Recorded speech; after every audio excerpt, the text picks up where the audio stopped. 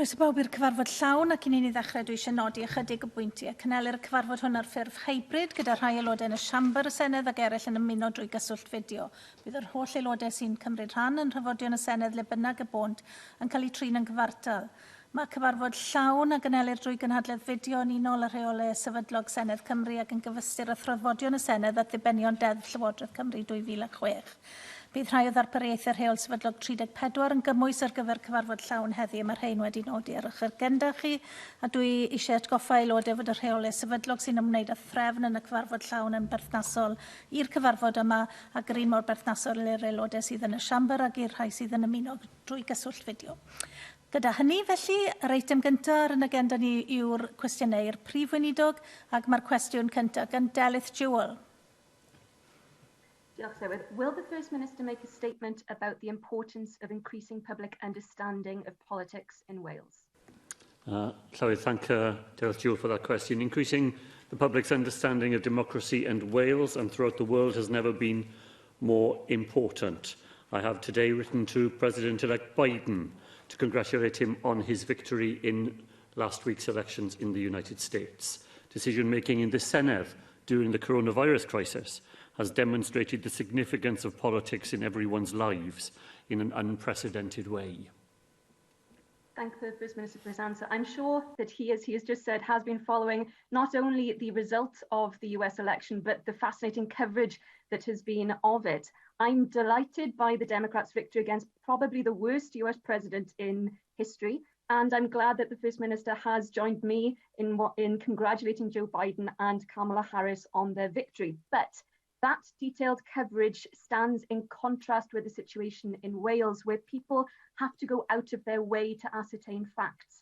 Cardiff University's 2016 Welsh elections study paints a bleak picture of political understanding of Senedd elections.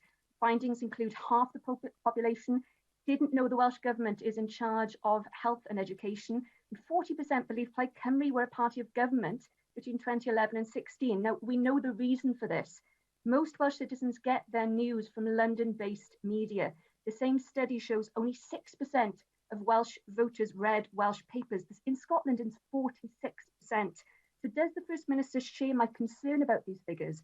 And does he agree it's not the fault of Welsh citizens, but rather it's that they're being let down by the current media landscape? And if so, will he be willing to work cross-party to explore ways to properly inform the public ahead of next year's election?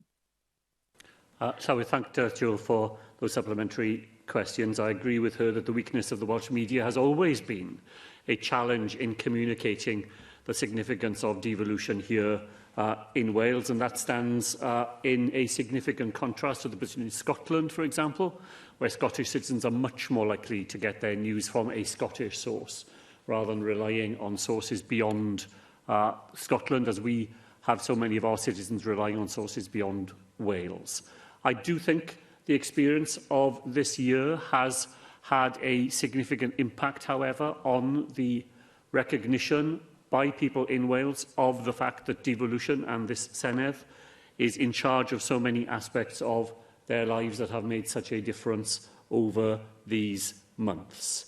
I'm very happy to commit to working with others to raise the awareness of the forthcoming elections here in Wales and of Welsh democracy earlier in this Senedd term. As part of a budget agreement with Plaid Cymru, we found some money for hyperlocal media here in Wales, and that has been significant during this pandemic crisis as well. Angela Burns. Thank you for your answer to Dilynwch, First Minister, but of course the media is only part of the solution. Education plays a vital part, and with the next Welsh general election seeing the franchise being extended to include 16-year-olds, it is essential that young people gain an objective, fair and balanced view on the important role that politics plays in all of our lives. The new curriculum states one of its core purposes is to ensure that our young people are able to become ethically and informed citizens of Wales, but it has failed to include learning about politics as a compulsory part of this. Politics is more than just putting a cross in the box. but understanding what change that cross can affect. Will you pledge to look again at the call, supported by the Electoral Reform Society, to enshrine political education into the curriculum, to ensure that Wales is able to fully realise her aim of empowering our young people with the knowledge as they enter into adulthood? Well, Llywydd, I agree with Angela Burns about the importance of education in relation to 16 and 17-year-olds. It's one of the reasons why I was attracted to supporting that proposition, because young people will still be in compulsory education and will have an opportunity to become those ethically informed citizens of Wales and the world in a way that is not possible for many young people when they had already left school before becoming 18. But I don't agree with the member that preparation is not possible within the new curriculum. The humanities area of learning and experience will deliver exactly what she is looking for without freighting down the curriculum with another specific area by itself. I've lost count of the number of times in this chamber that I have heard speeches by members arguing for some specific niche to be identified separately within the curriculum. And the whole purpose of our reform has not to be to proceed in that way. It has been to provide broad areas and then to give the responsibility to those in the classroom who know their pupils the best, who understand the context in which they are delivering the curriculum, and they will do what Angela Burns has asked, I am sure, in preparing our young people to participate in Welsh democracy. Last Thursday, Llywydd, the Welsh Government's commissioned educational resources in advance of next May's elections went live, live hosted on the Hub platform available to schools in every part of Wales. Alan Davis. Thank you very much, Presiding Officer. And like you, First Minister, I was delighted to see President-elect Biden win the election last week. I was therefore surprised to learn before joining the meeting today that he did in fact lose the election last week and that he is no longer President-elect. This news was brought to me by an American website, which was fact-checked by another website and supported by a different news website.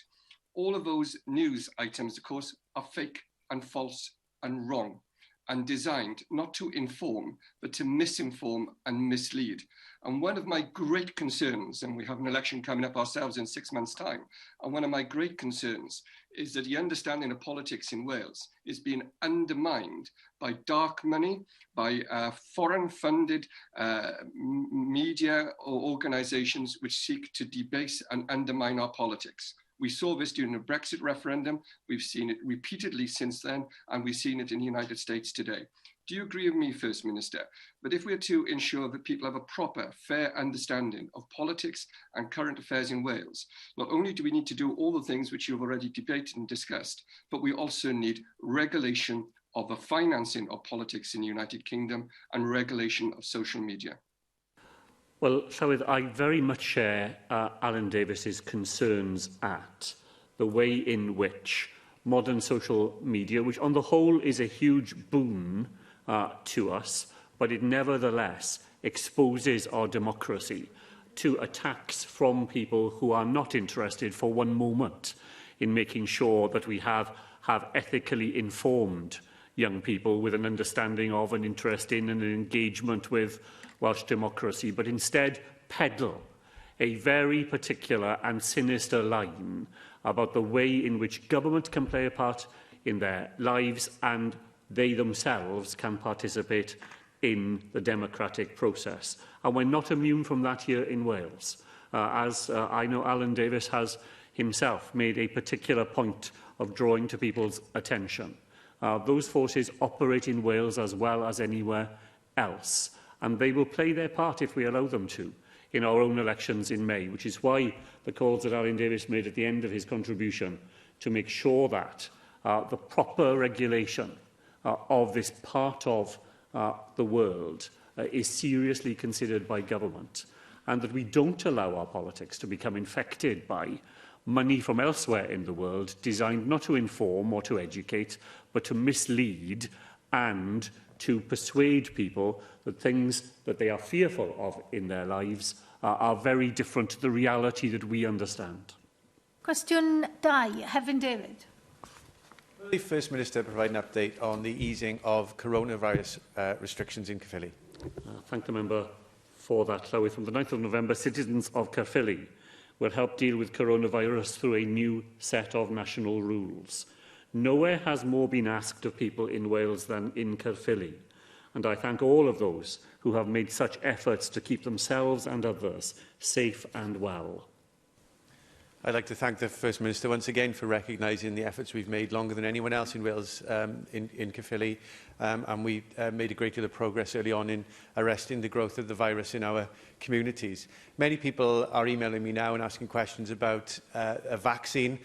We heard news breaking yesterday about progress made by Pfizer and a possible vaccine. My view is that we need to treat this announcement with caution, and we must emphasise the fact that people must continue to abide by the restrictions that the Welsh Government has in place in order to protect the NHS and to save lives. But can I ask the First Minister what plans he has to prepare Wales for a potential vaccine, what communication he's had with the UK Government, and how this may help us, with that cautious reservation in place, may help us in the future? Thank you, David, for that, Llywydd. And let me begin just by associating myself with his opening remarks. I think there's a lot to be concerned at the triumphalist way in which some of the right-wing press in the United Kingdom have reported Pfizer's announcement. Of course, it's welcome that their stage 3 trial has met with success, but that is not the end of the story at all. There are very important further steps that have to be taken before that vaccine or any of the other 11 vaccines that are at stage 3 trials might finally come to fruition. And I really, really do not want people in Wales to take the wrong message from what was being said yesterday. We will be fighting coronavirus with the current armoury that we have at our disposal for many months to come.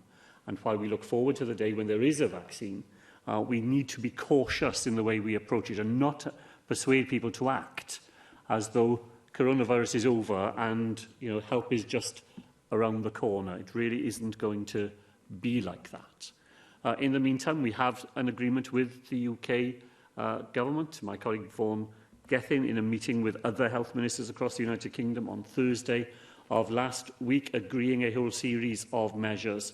We will receive our population share of any virus, of any vaccine once it becomes properly approved and available. The planning for its storage and distribution will be in the hands of the Welsh Government, and in relation to the Pfizer vaccine, that is a particularly important responsibility, because this is a vaccine that can only properly be stored at very low temperatures indeed, far different to the way in which those who've been to have their flu vaccination at a GP surgery will see it stored in an ordinary fridge and absolutely safely in that way. The Pfizer vaccine is nothing like that at all, and the logistical issues that will fall to the Welsh Government are very real, but have been in preparation for many months. And when we get to a point where there is a vaccine that is genuinely safe and known to be so and for use in the population, then we will be prepared and ready to do that here in Wales. Laura Ann Jones. Thank you. First Minister, yes, it's very welcome news about the vaccine, but as you say, people need to continue to act sensibly. And obviously safety comes first, but I have a question for you that I probably did not make as clear as I should have done last week, and that's on football. So it affects clubs that have come to me from Caerphilly, South Wales, East, and of course it affects the whole of Wales. On the 30 outside rule, post-fire break rule, obviously I'm a football fan, so I know there is 11 aside in a football match, but in the rule of 30, you have 11 aside if a football teams want to play each other, one sub each, one manager and one coach, and then there's enough room for a ref and a first aider. But there is no room for linesmen, and there obviously is no room for any more subs. So I was just wondering, First Minister, that's okay for training and it's okay sort of for friendlies, a bit of a strain on just having one sub. But First Minister, if our clubs are to go back into start their season, they've started in England, they're just on pause. If they're going to start their seasons here in Wales, how do you propose they do that if the Rule 30 obviously only means that they can have those people on the pitch, but they can't have the linesmen and everything like that? Is there going to be some concession to ensure that they can support it, start their seasons? I just wonder if you could explain it a bit more for me, please, First Minister, or look into it. Thank you. Well, Llywydd, I understand the constraints that there are when you have a maximum number of people who can participate in an organised event in the outdoors. But the rules are there for a reason.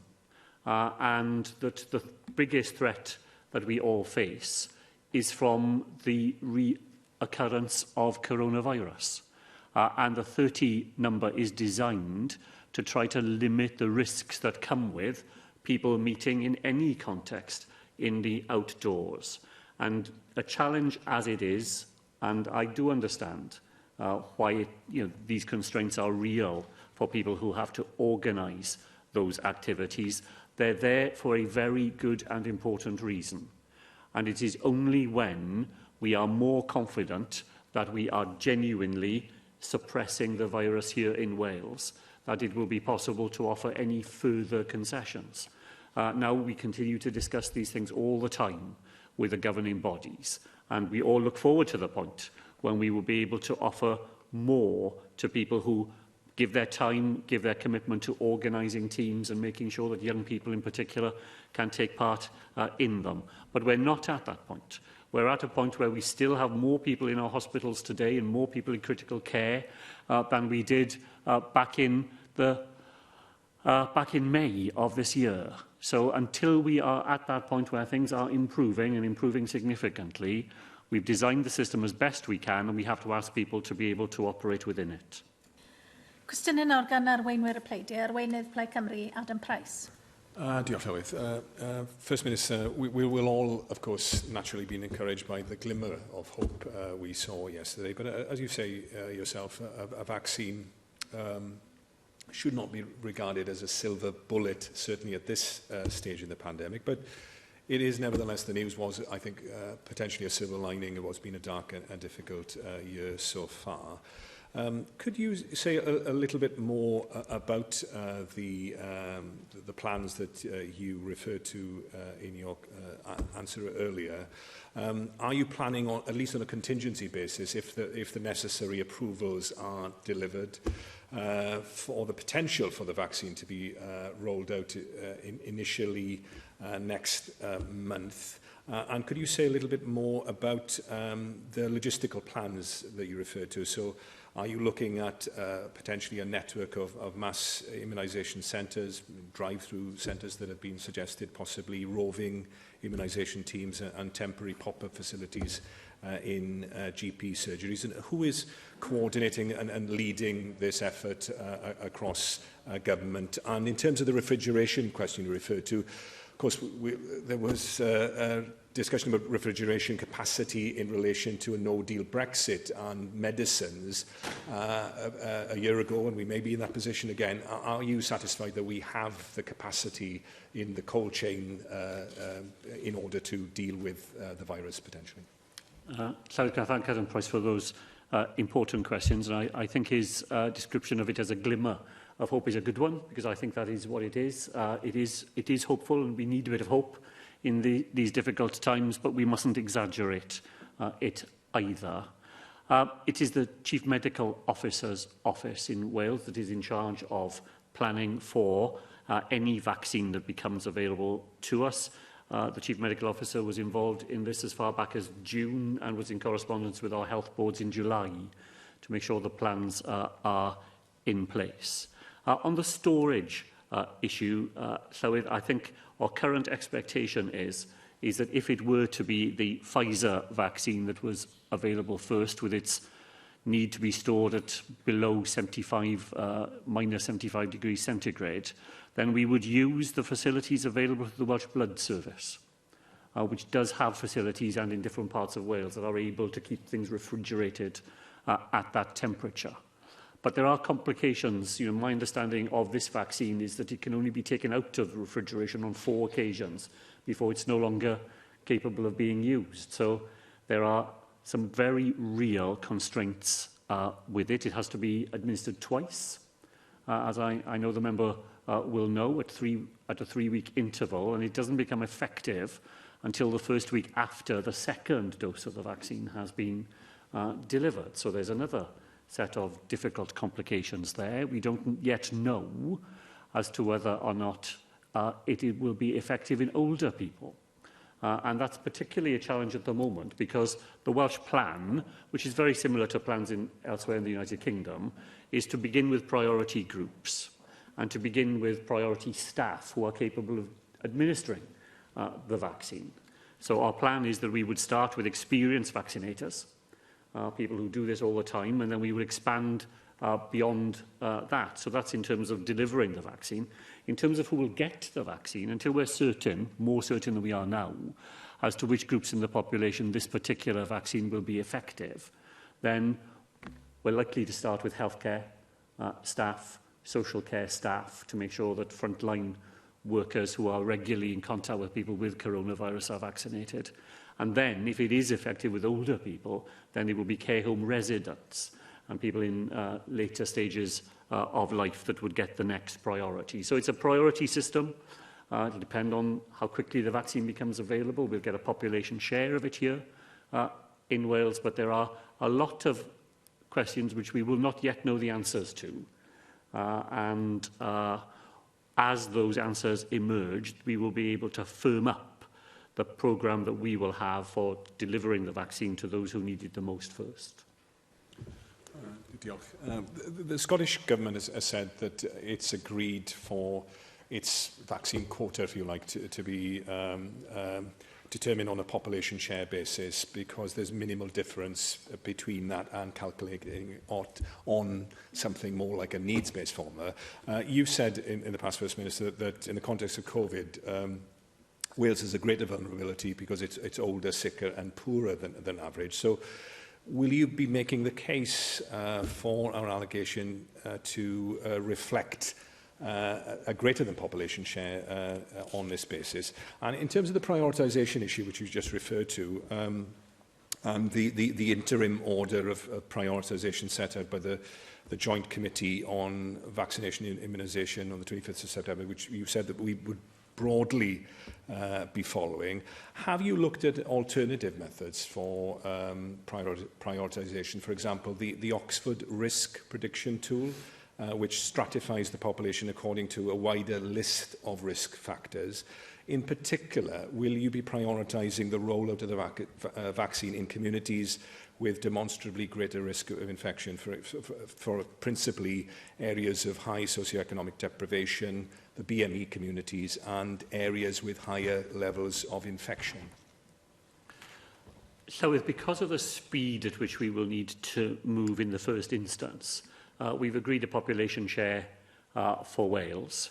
That doesn't mean to say that we can't return to that, but in the first instance, getting our population share will allow us to get the programme going, and we're likely to be guided in the first instance as well by the advice of the JCVI, which we've had a long history of engagement with, and who do understand some of the particular challenges we face in relation to the Welsh population. None of that, however, means that once we've got this vaccination programme underway, that we are not able to fine-tune it, both by looking to see whether we have a case for additional volumes of vaccine coming to Wales, and to make sure that the prioritisation that we agree is fine-tuned to meet the needs of the Welsh population. And I agree, of course, with Adam Price that there are particular groups in the population, BAME community certainly, who have a greater vulnerability to this virus, and therefore in a prioritisation system you'd want to pay some proper attention to that. While we await the rollout of an effective vaccine, other methods of avoiding a over-reliance on lockdowns as a primary policy tool are important, of course, which is why the mass testing programme being piloted in Liverpool and the example that we had in Slovakia are important. The latest available data shows the weekly rate of COVID in Liverpool is 300 per 100,000 population. The corresponding figures for Merthyr Tydfil, Rhondda Cynon and Blaen y Gwent are all above 400 cases per 100,000 of the population. While bearing in mind the advice of SAGE that mass testing should complement rather than replace track and trace, is there not a compelling case for the urgent rollout of a similar mass testing programme in these areas in Wales? I read today that England is talking about 66 local authorities being part of the next wave of the mass testing programme. Can you confirm, First Minister, whether the Welsh Government is actively planning a similar programme in these areas in Wales and to do so at scale and at pace? So with mass testing does have a potentially very important role to play. We will learn a great deal from the Liverpool experiment. It's not straightforward if you go for whole population testing. You're doing it on a voluntary basis. There are very significant logistical issues to consider, and the testing is only one part of it, because you have to have everything in place to deal with the additional number of people who you will undoubtedly discover as being positive with coronavirus if you test in that way. We are engaged with the Liverpool pilot. We are purposefully planning for the way in which we could use mass population, whole town testing as it's called here in Wales. And I think that by learning from the very early lessons that are emerging already from the Liverpool experience, we will be able to mount a whole town approach to testing in a way that will be more immediately effective. And I want to make sure that when the moment comes that we're able to do that here in Wales, we've done all the preparatory work so that it delivers for that local population. Weinidog Ceidwadwyr, Paul Davies. Diolch, Llywydd. First Minister, you will have seen the very worrying concerns from some health experts that as many as 2,000 people in Wales could die as a result of COVID-related delays. Professor Tom Crosby of the Wales Cancer Network has said that he fears an unprecedented tsunami of demand for cancer services is coming. What urgent action is the Welsh Government taking to address these very worrying concerns? Well, obviously, Llywydd, the most urgent action we are taking lies in everything we are doing to turn back the tide of coronavirus.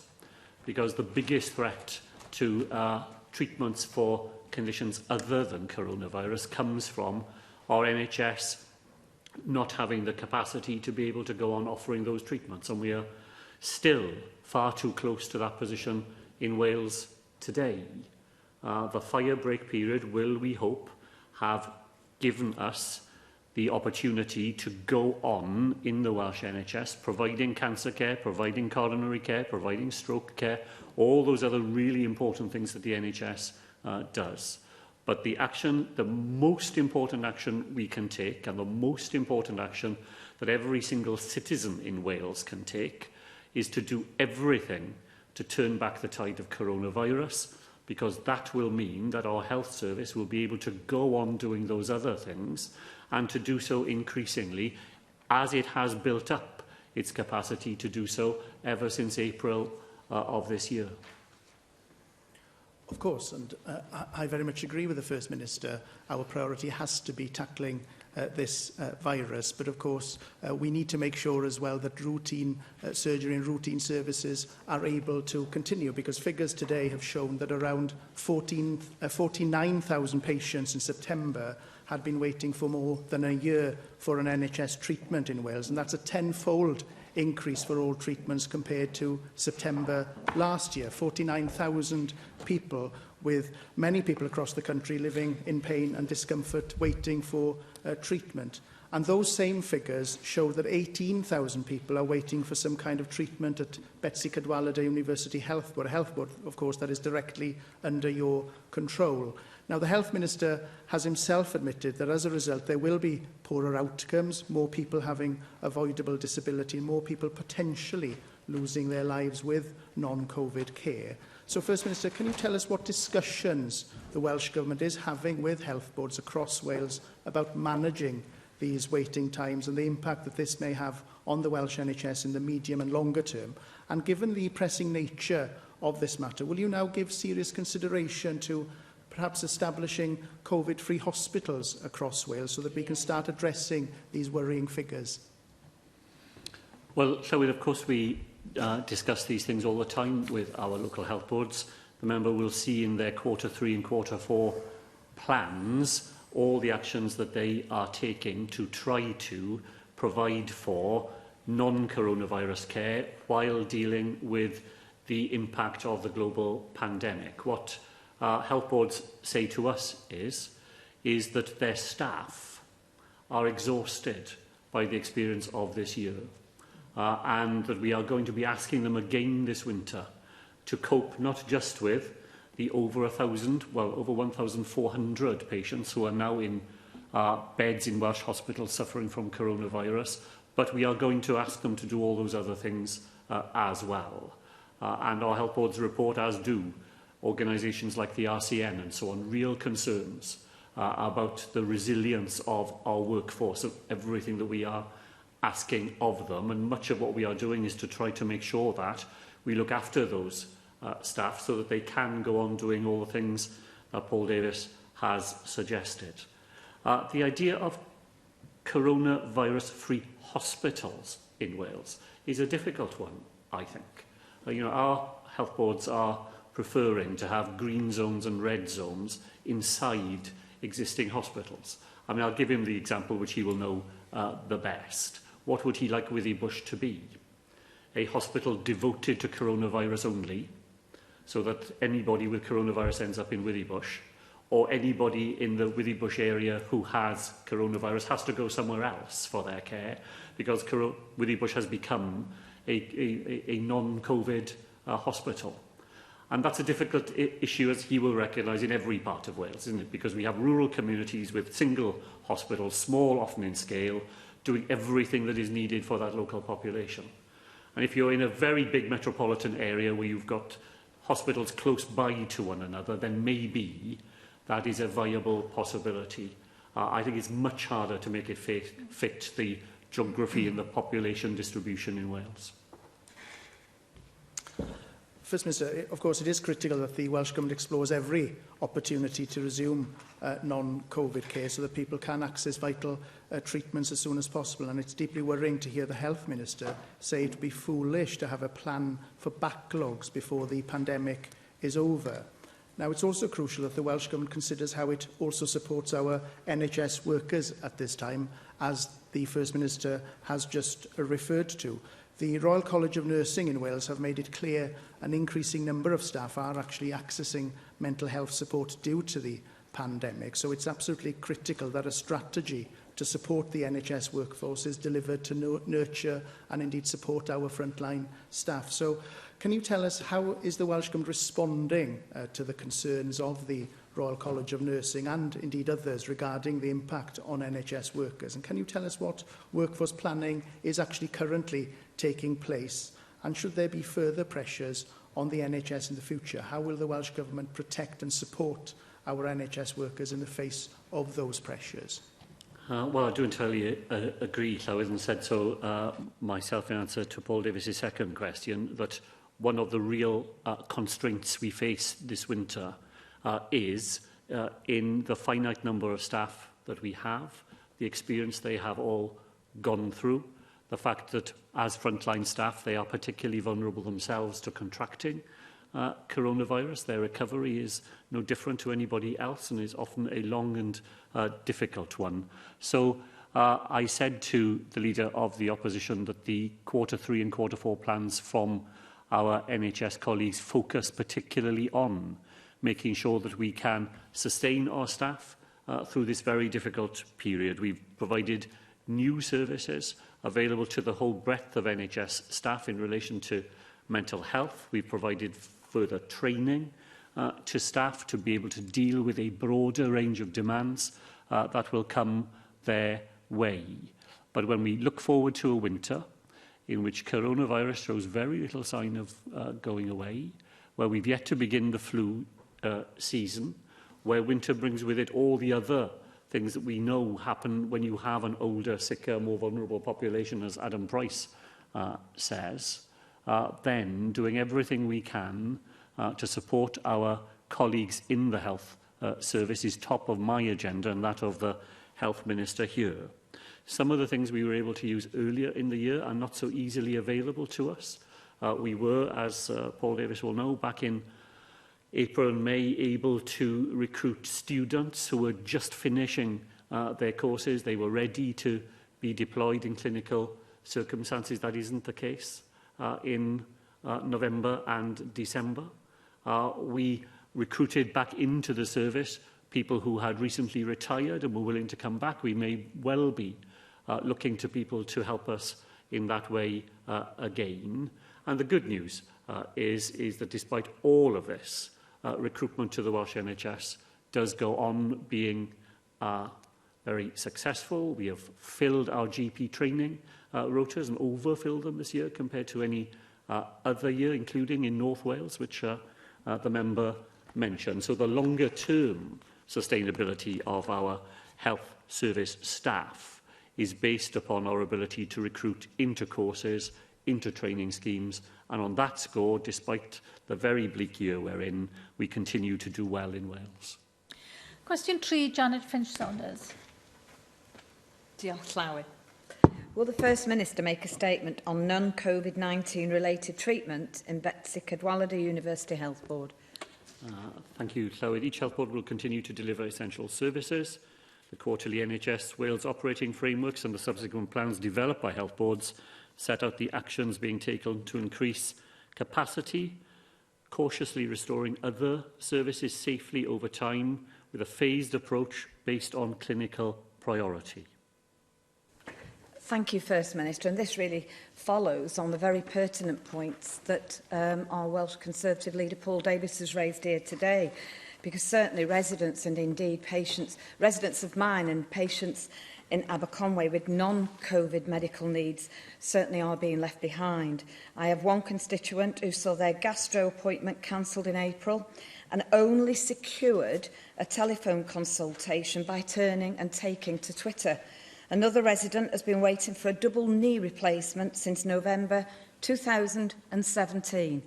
And in response to another orthopaedic case, the Minister for Health wrote to me that it is difficult for the Health Board to provide an understanding of when services may return for non-urgent patients. And finally, only last week, Mark Polin, the Chairman of the Health Board, advised me that there now has been a considerable increase in the number waiting for orthopaedic appointments.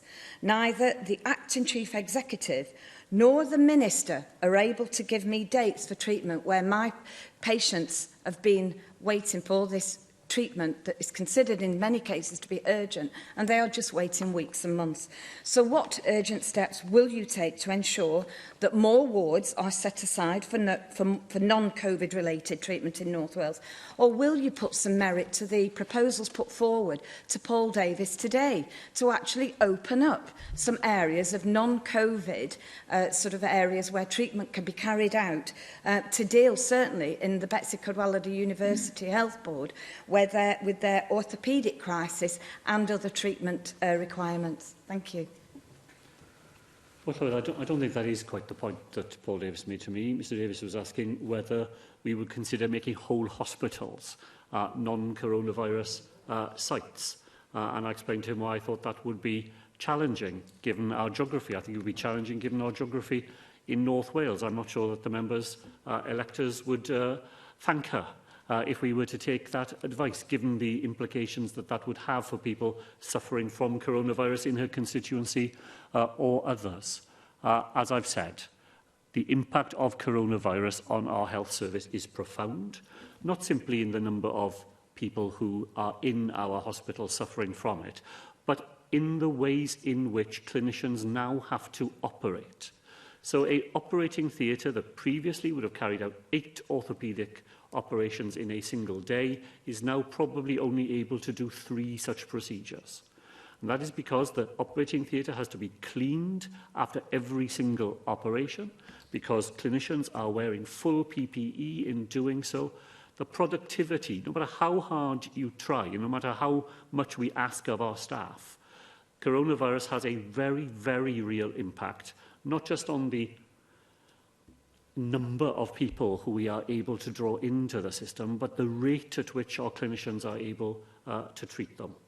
Now, the Health Minister made a statement here in the Senedd last week setting out plans for Betsy Cadwallader. I'm sure the member will have welcomed the £30 million extra a year for the next 3.5 years that will be provided by the Welsh Government to make sure that we have a sustained unscheduled care and planned care programme, including orthopaedics, in North Wales. And I look forward to the new Chief Executive's arrival in the beginning of January, and for her now to be able to plan for the future of services in North Wales, knowing that she has that significant additional investment available to her from which she can take on the leadership of that organisation.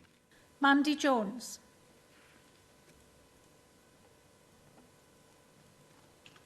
Diolch, Llywydd. First Minister, the effect of the focus on COVID-19 by all health services in the UK has been well rehearsed in this chamber, as we just heard. But once again, for the record, Cancer Charities estimate that referrals for cancer screening are down by 70%. Now, even a layperson could see that the health service focus on COVID, this is a disaster waiting in the wings. Now, recent reports suggest COVID was at number 19 in the league of causes of death in Wales in September. In fact, the most prolific killers were heart disease and dementia-related illnesses. I still don't think you specifically answered Janet Finch-Saunders, so I'll ask this question with that in mind. What steps are you going to take to ensure that the Welsh NHS does not become the national COVID service? Thank you.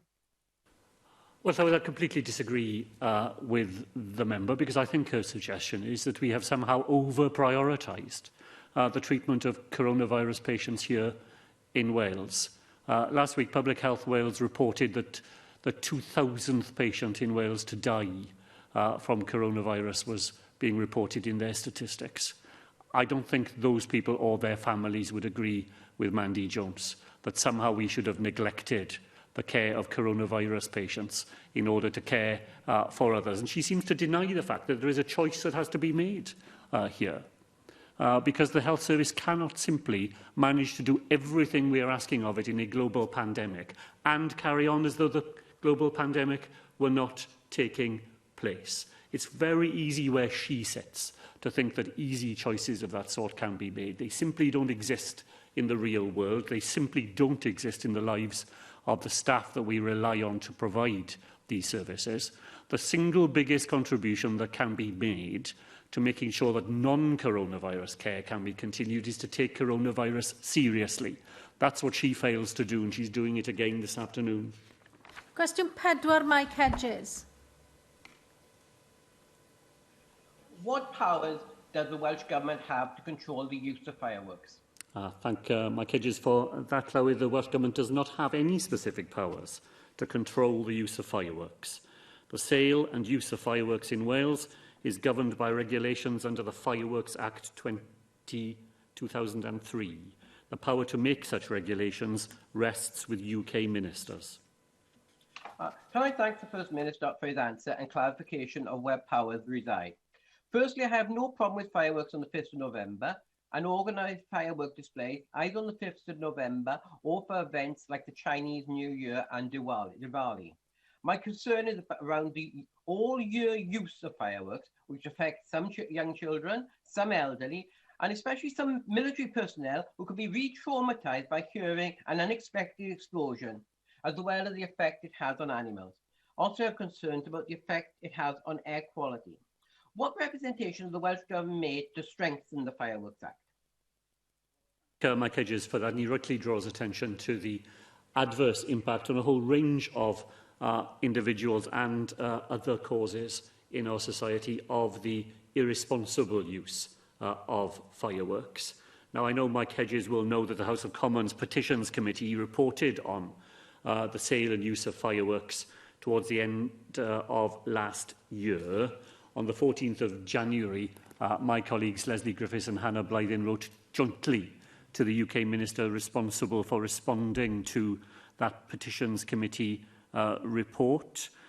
We urge them to accept the recommendations of the report. We offered to work jointly with the UK Government on a range of issues. We specifically asked for a dialogue on reviewing local authority powers in this area. We asked for a review of decibel limits, and we pointed to the particular issue of online sales, which are currently barely covered at all by the 2003 regulatory regime. Llywydd, I've seen since that the Scottish Government has committed to introducing legislation in the Scottish Parliament using powers that they have that we don't, and their prescription for the introduction of mandatory conditions where fireworks are purchased, restricting the times of day when fireworks can be sold, restricting the days and times where fireworks can be set off, introducing no firework areas or zones. All of those seem to me sensible measures, and we will continue to advocate for them, because if they were introduced on a whole UK basis, Wales would certainly benefit. Anne Miller.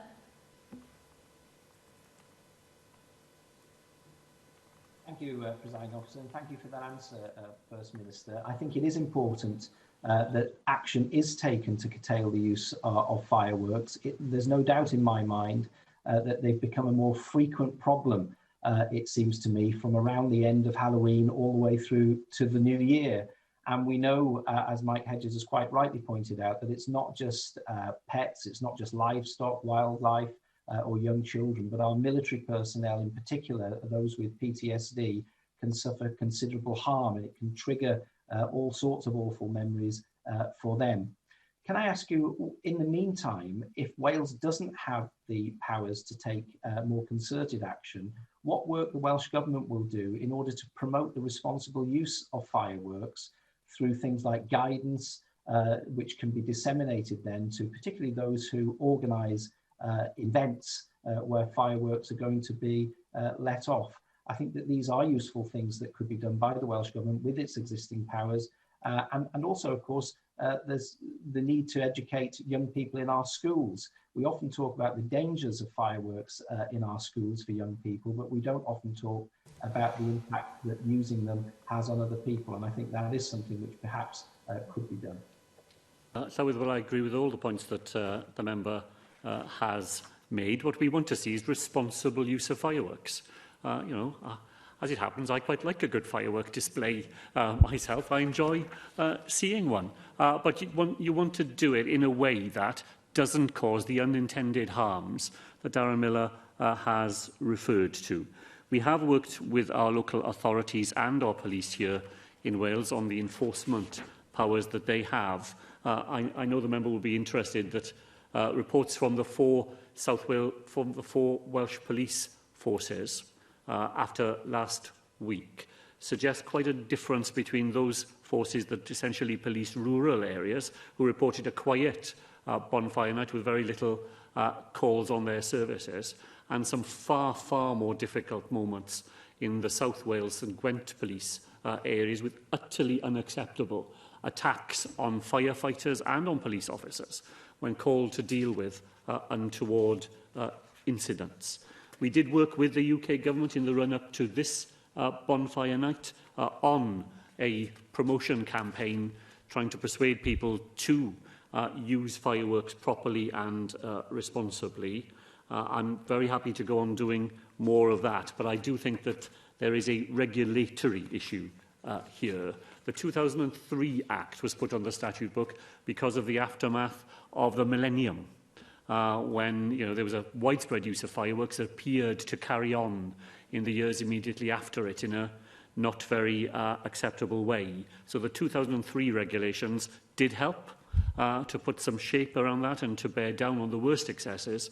If we're seeing that beginning to happen again, then looking again at the regulations and doing more to make sure that fireworks are responsibly sold and responsibly used, I think would be a very good use of government time.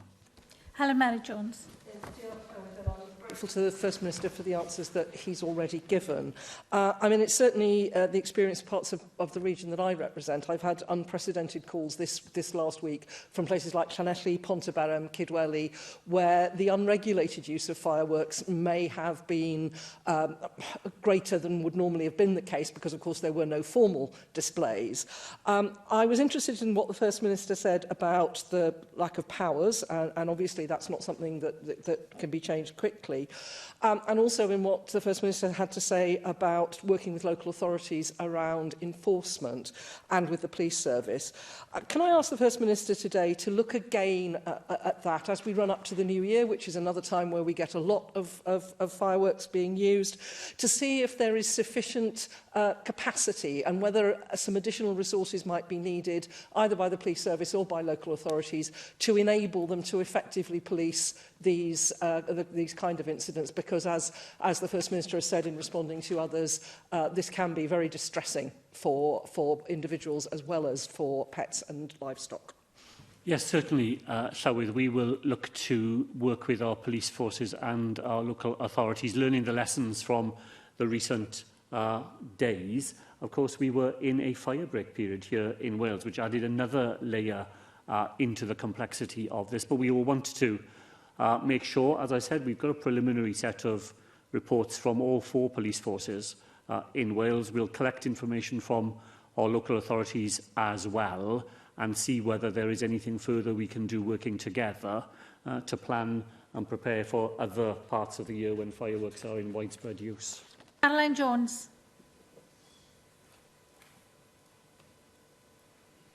Diolch, Llywydd. First Minister, I too wish to emphasise the impact fireworks have on people and pets each year.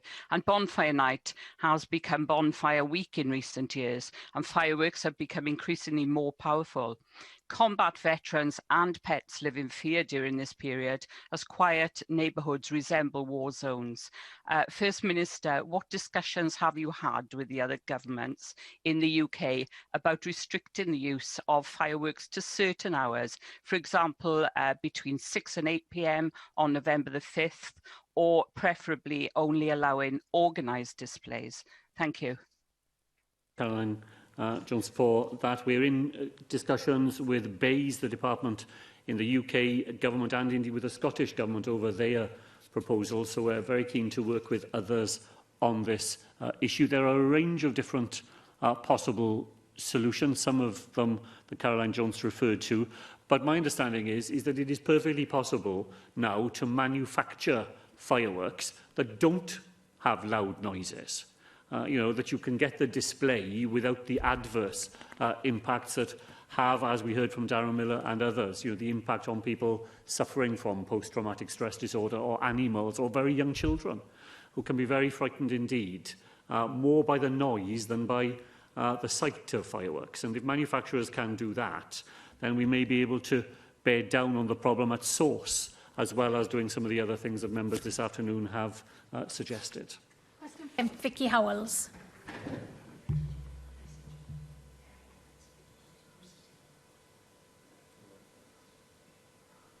Diolch, Llywydd. What discussions has the Welsh Government had with UK ministers regarding the future implementation of the proposed Shared Prosperity Fund? With minimal opportunities have been offered to discuss the Shared Prosperity Fund with UK ministers. Despite requests to do so, we do not now expect this to be made good between now and the comprehensive spending review on the 25th of November. Thank you, First Minister. I recently met with Colegau Cymru to discuss the importance of the Shared Prosperity Fund to the future funding of skills and apprenticeships, with, as you know, European funding having been a key driver of the skills agenda. There's real concern within the sector that without the same replacement funding, it will be increasingly difficult for colleges to support local economies and wider society. We know this is just one example of the harm caused by the lack of clarity and commitment from UK ministers. First Minister, will your government raise with your UK counterparts the concerns of the FE sector here in Wales?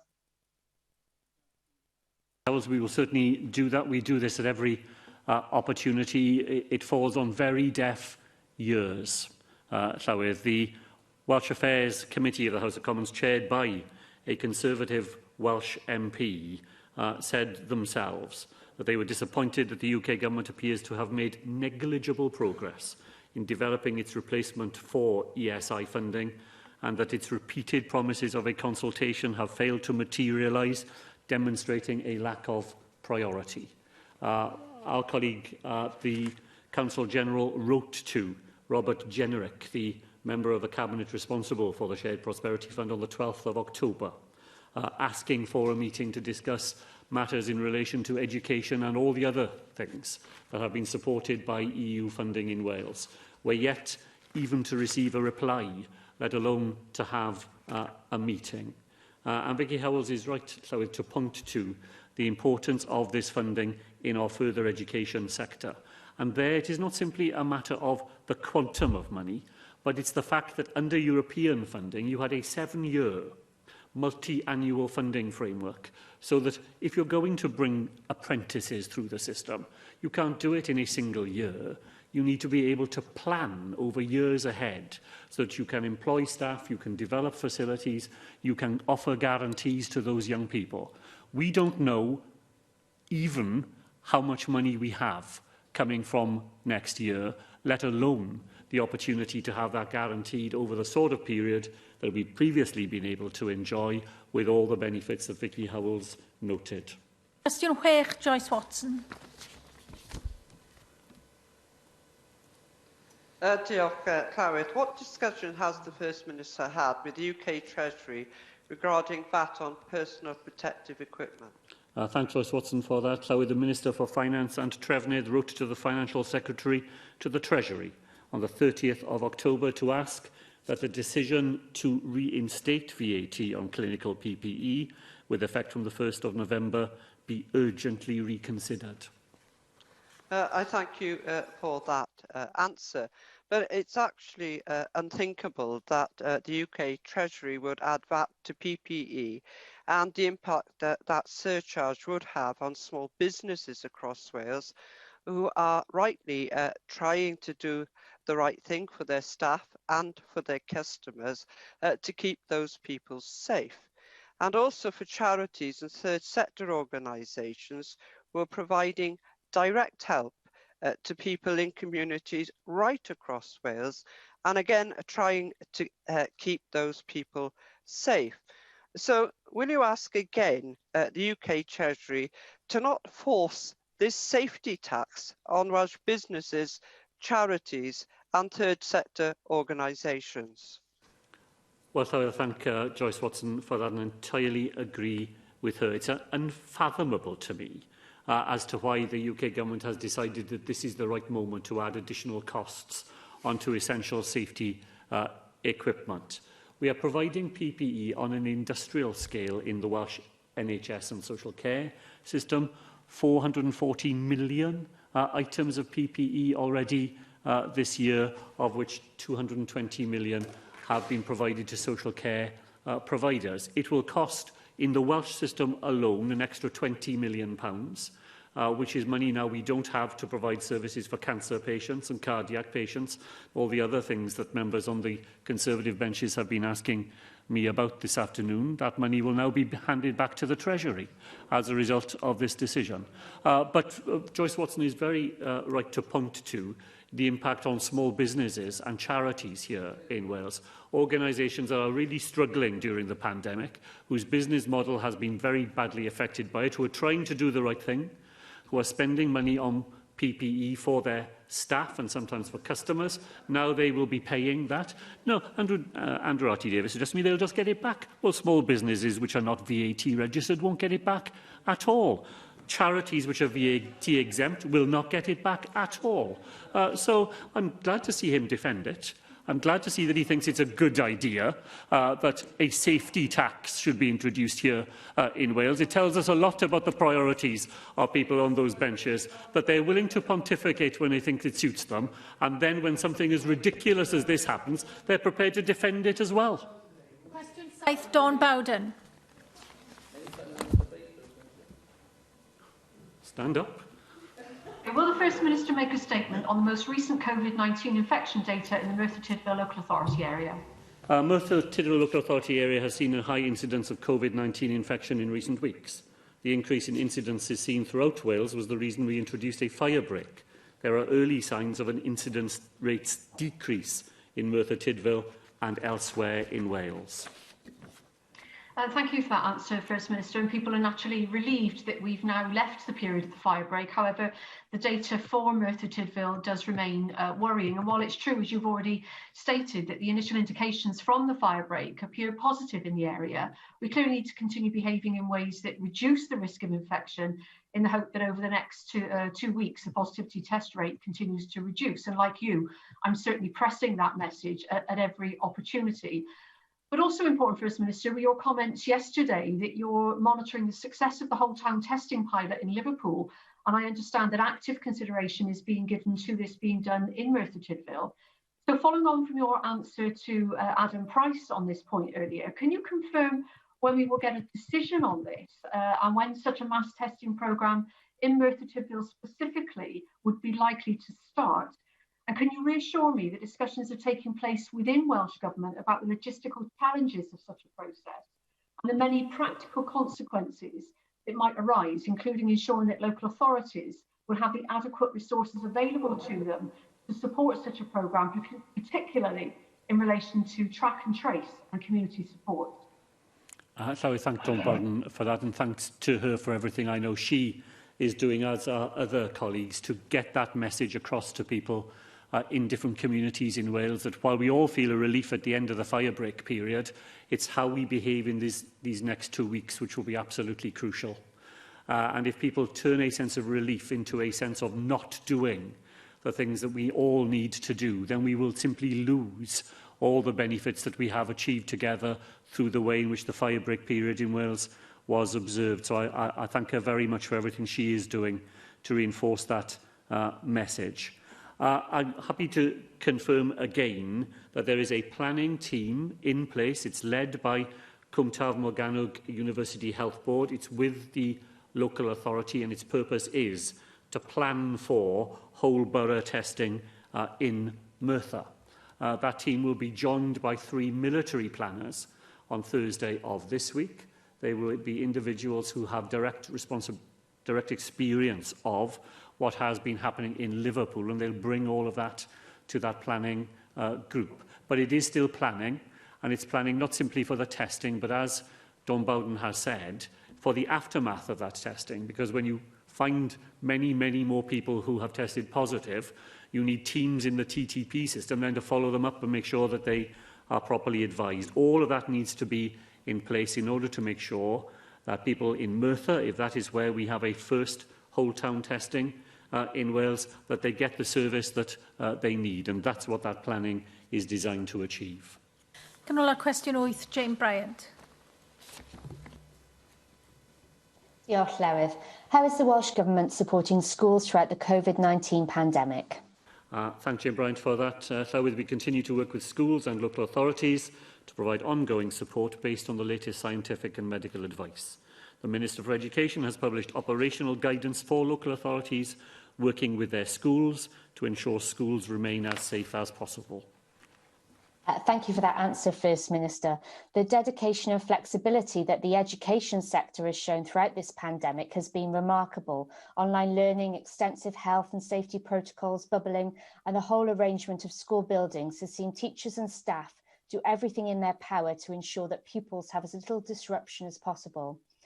Despite these efforts, there are challenges. It's quite right that a lot of attention has been put on what that means for pupils in exam years, but there's an issue across all age groups, with early years and primary schools in particular seeing children needing to catch up on basic skills, and this is a problem across the UK. This has potentially long-term consequences, ones that will be felt after we have finally passed the worst of the pandemic. I've no doubt that teachers will do all they can to support their pupils, but they will need significant support along the way. What plans does the Welsh Government have to address the progress gap in children's education, and what additional resources can we provide our schools to help them achieve this?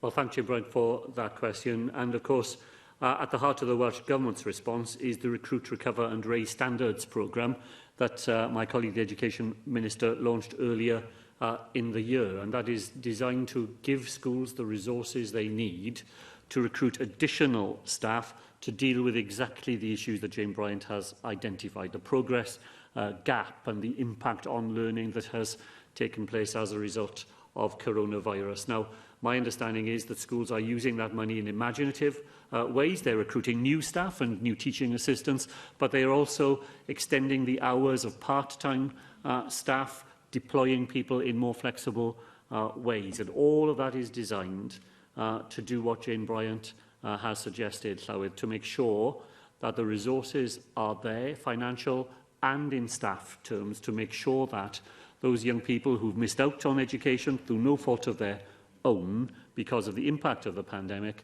can make good on that deficit as much as possible during what are still very challenging weeks that lie ahead. Diolch i'r Prif Weinidog.